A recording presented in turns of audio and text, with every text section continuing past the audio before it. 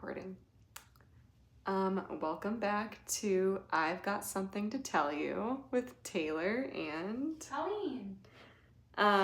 So we're doing a minisode and we're calling it short stories for now. So it's basically just gonna be, I read a lot of Reddits, Colleen hears a lot of stories and stuff too, but they're not big enough stories to make into our actual episodes. So we're gonna read them. Yeah. Does that sound right? Yeah. Okay. Sounds right to me. Okay, it sounds right to me too. Sounds like what we're about to do. True. So, do you want to go first?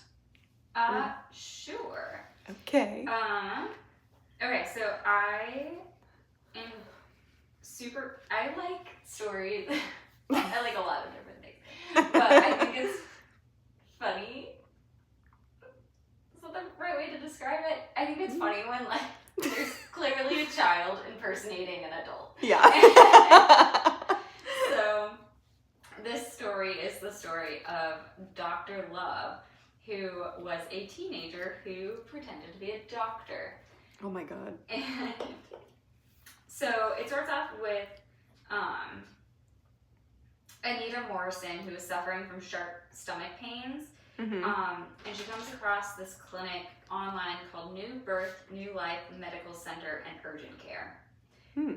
The longer the name, the bigger the lie, in my opinion. People just go with it at that point. Yeah, lots of words jumbled together. Anyway, so she calls the office, and this is in West Palm Beach, Florida, and she speaks to a man named Dr. Malachi Love Robinson, who offered to pay her an in-home visit. He shows up wearing a white lab coat and a stethoscope slung around his neck. So Love Robinson examines Morrison, focusing on her legs, heart, and lungs. And he told her she had arthritis. Mm-hmm. Then he sold her natural vitamins to dull the discomfort. And that wasn't the last time Morrison, who was 86, would see Dr. Love. She said she allowed the baby-faced physician... Dr. Babyface. Dr. Babyface. To return to her home 4 times, although by early January, she realized something wasn't right inside. She started inside her home. So she starts noticing that personal checks were going missing, and that just stuff around the house was like disappearing. Mm-hmm. And that she found out that Dr. Love had gained access to her checking account and had stolen her identity and charged up to $34,000. Oh my god. Yeah. So he was arrested late that year. What year? People need to do better. Sorry. Anyways, he gets arrested, and basically he's been faking that he was a doctor when he was 18 years old. Do you want to see a picture of him? And you tell me if you think that this looks like an adult. No. No. But I feel like with the glasses, maybe he'd be thrown. He looks 18. It's like they stole the money from me. That would probably happen. You don't have to defend it. He didn't scam you. But basically, put on a white lab coat, put on a stethoscope, you can get yourself $34,000. I might just do that. I'm just kidding. I like how that. Clearly a child. Yeah. I mean, okay, the professional picture when he's like. It looks like the way that you would pose to be a fake doctor. It does. Yeah. Like it looks like a parody. Yeah. Well, that was interesting. I picked out, it's really short, and it was making me, I don't know, rethink, but, okay, I'm just gonna tell it. Just tell it. Okay, so I got this from the Glitch in the Matrix thread, and I've actually read this one before, but so it's a retelling of their story. So it says, I was leaving my driveway to drive 1 mile to town. I had just pulled out and there was a thick fog rolling in. I had only gone a half a block at most, very slowly, when I saw a very bright light through the fog. And so, as I drove closer, I saw a Phillips 66 gas station. It wasn't there the day before. I pulled into it in shock and a man came out. I asked him how a gas station could have been built so fast, and he looked at me strangely. He said it had been there for 88 years. Oh, 80 years. I don't know why I said 88. I asked him where I was, and when he told me, I began to shake uncontrollably. I was 300 miles away from home. And then she describes driving home shakily and it taking her hours. And the person that wrote this says it creeps them out because it's like, I guess there's like an explanation of like highway hypnosis where you're just like driving. Yeah. Which, I don't know if they meant like autopilot, but I feel like that's when you know your route. Yeah. But crazy. So that was her story. Cool. I can tell one off the top of my noggin. Do it. So there was this story about so this guy is telling this story and it's his own recounting of something that happened to him. Mm-hmm. And he is saying like, I went out one night with a buddy of mine and I had been going pretty hard, like drinking, like, in his 20s, like that kind of thing. So he's like, I didn't really want to drink that night. Yeah. But I went out with my buddy to like hang out with him. Mm-hmm. And they go out and they meet this woman. And the woman starts like really pushing, like she's like, hey guys, like do you guys want shots? Like do you want this? Like it's on me, like I'll pay for it. And the guy's like, no, I don't really want to drink. Like why are you like pushing this on me? Yeah. And like he notices that she isn't really drinking either. Ooh, and, yeah. creepy. But like his buddy starts getting like pretty drunk and like, kind of thinking he's gonna get lucky with the girl potentially, kind of thing. And, yeah. The guy also recalls that she was very distinguished because she had very bright red hair. And so like she stood out and she was attractive and, so she keeps like pushing drinking. And then she's like, well, why don't you guys come back to my place? Like my roommates are hanging out there. I think I know this one. I told it to you before. Okay, that's yeah, keep telling it because I want to hear it again. So she's like, do you guys want to go back to my place? My roommates are hanging out there, like, and we can stop and grab more drinks. And he's like, again, like, why are you so, like, he starts describing it as, like, she almost seems attracted to drunk people. Mm-hmm. Like, it's just, like, weird how much she's pushing it on him. Mm-hmm. And so they stop and they grab some, I don't know, what are the big things of beer called? The big, like a 40 or whatever. A 40, yeah. Mm-hmm. And so they stop and grab a few of those, and he ends up pouring his out without her knowing, and he had bought apple juice, and pours the apple juice into his drink because he's like, he had been drinking at the bar, but now he's like, I'm just not trusting this woman. Mm-hmm. And so then, but the friend is still drinking. She is clearly pretending to, and they get back to the house. And they walk in, and he's like, it was really weird because the house was, like, empty. Like, and he asks her, how long have you been living here? And she's like, oh, like a few months. And he's like, well, it certainly doesn't look lived in for a few months. Yeah. And I feel like at that point, like, your alarm bells are probably going off in your head, like, I need to get out of here. Yeah. And so he says, hey, I have to go use the bathroom. And, friend, also, sorry, this is what happens when I do it off the top of my noggin. Friend gets too drunk, ends up going home, but the girl is like showing interest in the guy. Mm-hmm. So he's like, all right, well maybe as long as I can get some, like I'll still go. Yeah. But so then friend is gone, they're at the house is sketchy. He's like, hey, like I have to use the bathroom. So he goes to use the bathroom and he feels like he can hear her talking to somebody. Mm-hmm. And then he comes out and he's like, hey, were you talking to somebody? And she's like, no. Ooh. And he starts actually pretending to be drunk so that it's like throwing her off, like Yeah. like he's not all there. And so she's like, no, but like sit down, like I'll pour you another one, like blah blah blah. And then he just gets this like weird feeling that there's another person in the house. Mm-hmm. And so he then is like pretending to drink more to like throw her off, make her think that he doesn't have his wherewithal. And then he knows he's like a target at that point. Yeah, and then he goes to the bathroom again, and he comes back out and he sees her, but he sees her like run into another room like really quickly. Mm-hmm. And he was like, that was not the same girl that's been here, but she has the same hair.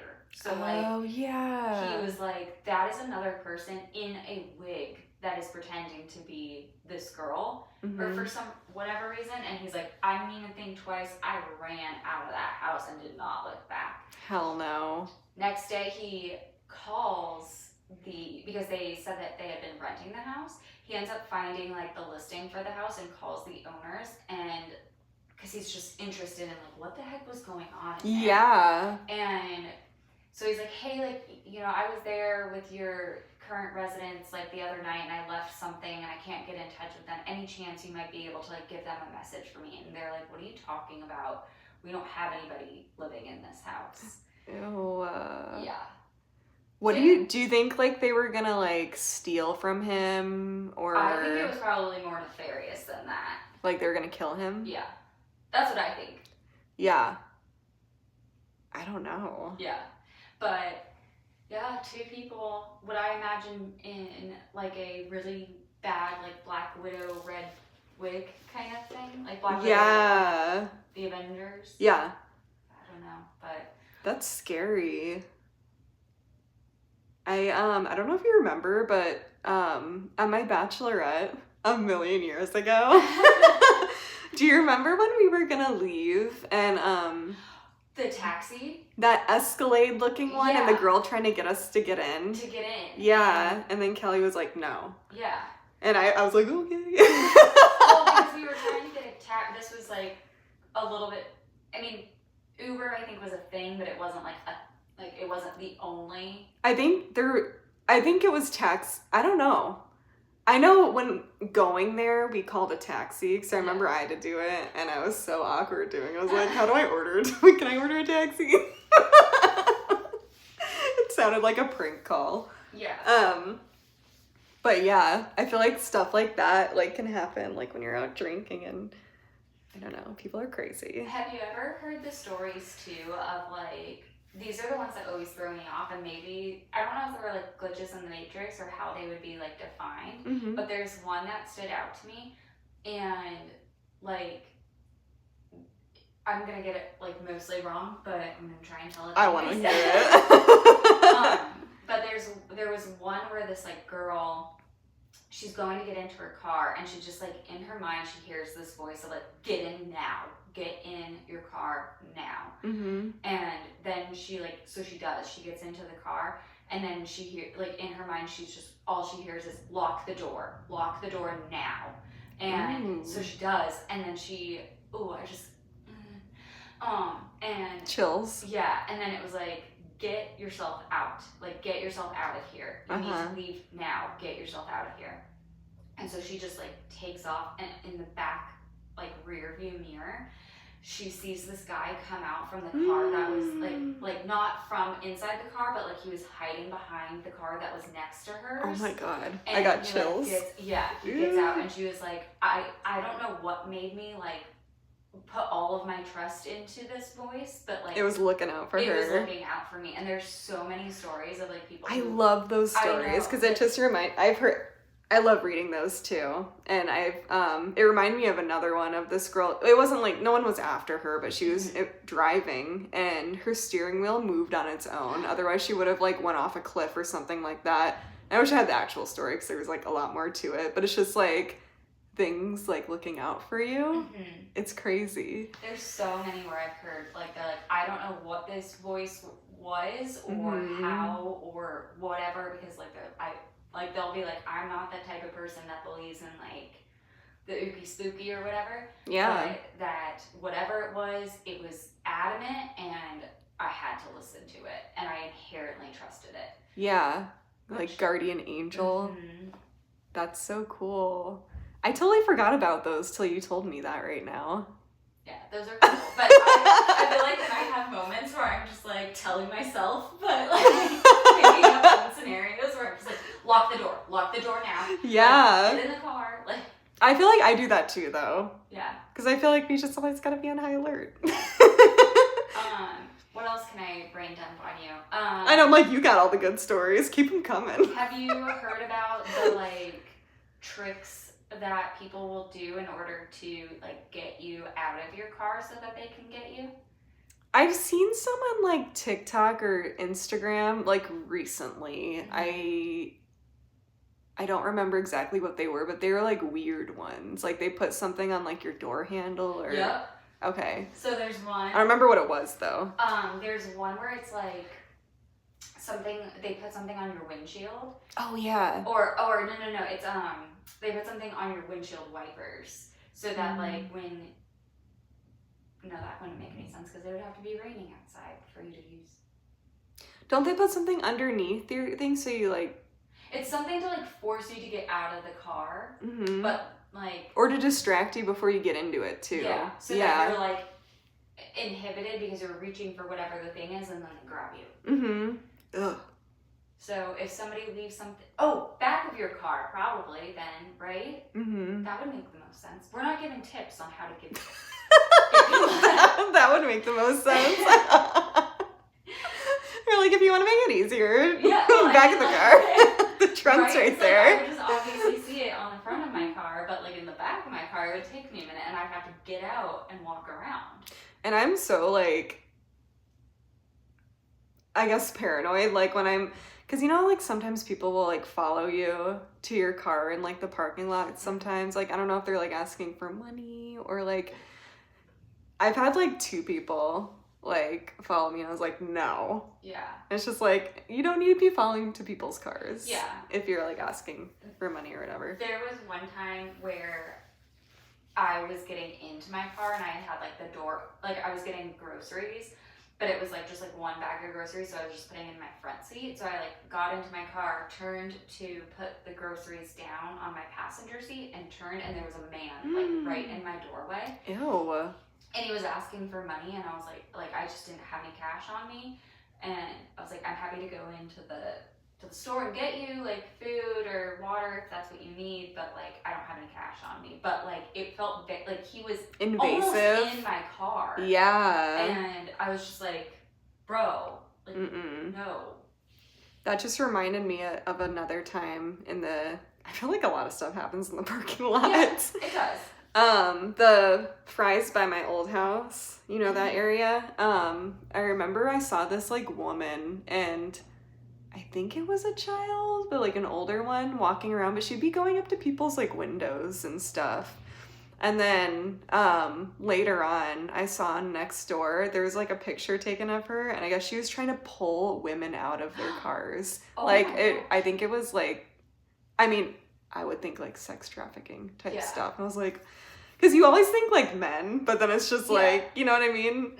They talk about that a lot on like that strategically, because there are a lot of stories about like men and women co-serial killers. Yeah. And it makes you feel safer like as a woman if the man is with a woman. And there was even this one duo, and I don't want to say who they were because I feel like I know it, but I don't want to get it wrong because they were really famous, where they would drive around and like pick up girls, but the woman would actually like pretend to have a baby with her. Like they would put a car seat in the back. Okay. So that like it's a man and his wife. It's and their safe. Baby. Yeah. It's safe. Like they're a family. But they used it as part of like the ruse to make them have that false sense of security. Oh, that reminds me of like the like everything. That reminds me.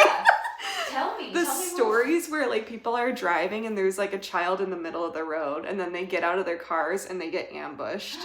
Have you heard of those? No, I've never heard that before. No, that's like a thing. Really?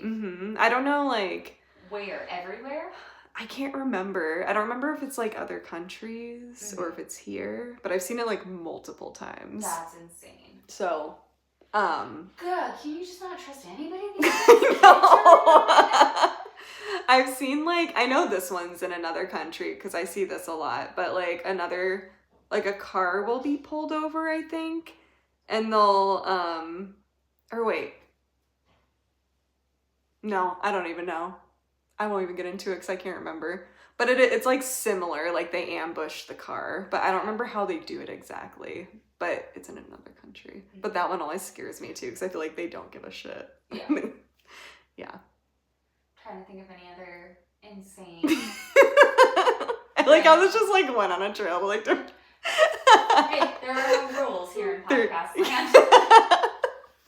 This is what you're gonna get with these minisodes. Yeah. Oh, I told you a story about my mom's friend one time, and I promised you one time I would tell you the other story regarding her. The one that she went home and she went into her closet and saw the guy's feet under the clothes. Mm-hmm. Okay. So another story, same friend, so unfortunate, but that's life. Yeah. And so she was at an event with coworkers, and one of the guys asked if he could get a ride home with her, and like she knew the guy from work. She felt like pretty friendly with him, so she felt fine with giving him a ride home. Now, her dad, and regardless what your feelings are about this, her dad really wanted her to have a gun in her car in order, like, in case anything happened, that she had something to protect her. Yeah. But she always kept it unloaded. So it was just like a matter of put fear into them. Yeah. And so she had it like stored beside her driver's seat. Mm-hmm. And the guy starts getting like handsy with her, and she keeps saying like, no, like, please stop. And then he just like keeps getting more aggressive with her. It gets to a point where she like pulls over to the side of the road to like really be like, bro, like either you can get out right now or like you have to stop. Mm-hmm. Well, no, you have to stop or you can get out of the car. Sorry. Yeah. Those are the options. And so then he like gets even more like livid and angry with her that he's like being rejected, and he starts getting violent with her. And so she pulls the gun out to scare him and just be like, you have to stop. And he ends up wrestling the gun away from her. She gets out of the car, she starts running, and she can just hear him clicking the... Oh my god. That's so scary. Yeah. That poor lady. I know. I mean, she's fine. But it's just like to have two experiences? That's traumatizing. Yeah. No, 100%. And luckily she, again, had the wherewithal to, like, get out of it, but just also unfortunate that it did happen to her. Ooh. Yeah. That is creepy. But also good thing that she kept it unloaded. Who knows what would have happened. I know. Like, just but again, you can't trust anybody. This was a coworker. That's wild that it was a coworker. So, did your mom ever say any, like, did she, like, call the police on him and, like, he get fired? I honestly don't remember. She told me these stories, like, a long time ago. You're like, tell me more. Yeah. Hey, we need a follow-up on what's going on with this. She's like, let me tell you the third story. Like, jeez. Yeah, she needs to come on the podcast. She's got, like, a whole freaking saga at this point. This is where you get your love for these stories from. Well, and it's funny that you say that because I think about it sometimes where I'm just like, where did I get an interest? And then I just remember like, oh yeah, my dad used to talk about the Night Stalker all the time. My mom would tell me these like horrifying stories. Like I loved watching Criminal Minds every afternoon. Like, well, I don't know where my love for like spooky stuff came from because I don't think anyone is into it. Well, you had experiences though. Yeah, maybe that's why. It's just interesting. Yeah. Yeah. And I don't like scary movies. I just like reading about it and I like hearing people's stories. Mm-hmm. Just to be clear. You used to like scary movies. That is true. What happened to you? I don't know. I became a wuss. Well, I feel like the Strangers, I feel like that's more of a thriller, but no, it's scary. Yeah. But it's scary. Not like ghosts though. Yeah. But you really liked the Paranormal Activity movies. No, those terrified me. Okay, well, you wouldn't shut up about them. I think because I scared myself and I was like, Colleen has to see it too. Because I only saw the first one. Tara likes all of them. Okay. She really likes them. Because I remember both of you guys telling me about them, like... You're like, can you guys stop? I was like, I don't know how to make it more clear that I don't want to listen to this. I did watch... I can't remember if I told you this. Wait, do you already know what I'm going to say? No. Okay. Like, okay, so we had, like, this guest room in my old house, and I feel like, I don't know why people just, like, left movies, but it was back in the DVD days, and I was, like, really bored, and I was home by myself, and I found a movie, and it was The Exorcism of Emily Rose, and I was just like, let's just pop it in and see. Like, I don't know what my thought process was, but I sat there and I watched the whole thing, and it was actually a really good movie, and I don't remember it being, like, super scary, but I'm sure it was, if it was Exorcism. Yeah. That's like top tier terror right there. Yeah. I mean, that house was also kind of creepy too, so maybe something possessed me to watch it. I don't know. Possessed you? Mm-hmm. It's like, watch the movie. It's the opposite of the like voices that save people's lives. Yeah. And that's also the house where my mom's clients gave her 2 Ouija boards for some reason. And she used it. And I just came home and she was, I was there already. She gave them 2, I don't know why. And Seb... One for each hand. Yeah, let's just multitasking. And Seb had one and my mom had one. And I'm sure they opened up a portal. I don't like that. I don't either, but that was the old house, so we're good. Yeah. So, anyway, should we wrap up this mini-sode? I think we should. You think? Okay. Today's been a chaotic day of recording. It has. I mean, if you like the idea of these mini-sodes, leave us a comment somewhere. There's multiple places you could do it. So yeah. And if you don't, keep your comments to yourself. Yeah. All right. And if you want to be featured on these, email us at igstqystories@gmail.com. Yes. Seb just walked. He did. Yeah. Trying to scare us. Yeah. That jerk. Enemy. Well, what? The enemy. Oh yeah, the enemy. The spirit box called him the enemy earlier when he tried to walk in. Okay. Okay, thanks for listening. Thanks. Later. Okay.